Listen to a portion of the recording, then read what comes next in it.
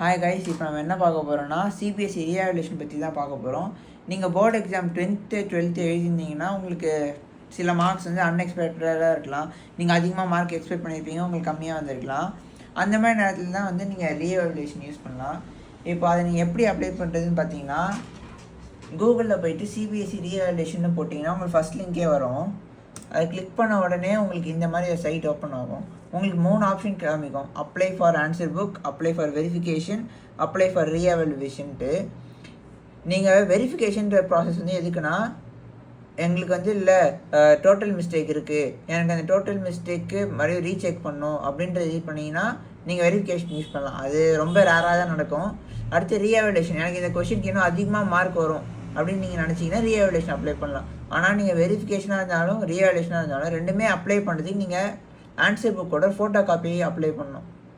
இந்த ஆன்சர் புக்கோட ஃபோட்டோ காப்பியை வந்து ஒரு சப்ஜெக்ட்டுக்கு 500 ருபீஸ் கேட்பாங்க.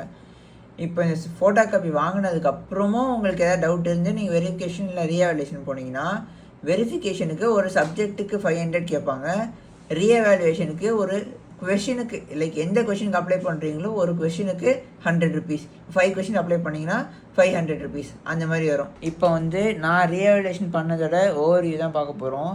இப்போ இங்கே நீங்கள் பார்த்தீங்கன்னா உங்களுக்கு எந்த சப்ஜெக்டில் ரீஎவாலுவேஷன் பண்ணணுன்னு ஒரு இது ஆப்ஷன் இருக்கும். அடுத்து எந்த கொஷின் நம்பர்னு ஒரு ஆப்ஷன் இருக்கும்.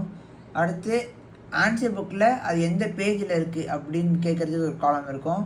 அடுத்து உங்களுக்கு ஆன்சர் புக்கில் எவ்வளோ மார்க்ஸ் தந்திருக்காங்க, நீங்கள் எவ்வளோ மார்க்ஸ் வந்து மார்க்கிங் ஸ்கீம் படி கிளைம் பண்ணலாம். மார்க்கிங் ஸ்கீம் வந்து அந்த ஆன்சர் கீ படி எவ்வளோ கிளைம் பண்ணலான்னு நீங்கள் சொல்லணும். அடுத்து வந்து ரீசன்ஸ் ஃபார் ரீஎவாலுவேஷன். சிபிஎஸ்சி வந்து ரிசல்ட்ஸ் ரிலீஸ் ஆன உடனே ஒரு 2 to 3 டேஸில் வந்து உங்களுக்கு இது ரிலீஸ் பண்ணிவிடுவாங்க மார்க்கிங் ஸ்கீம்.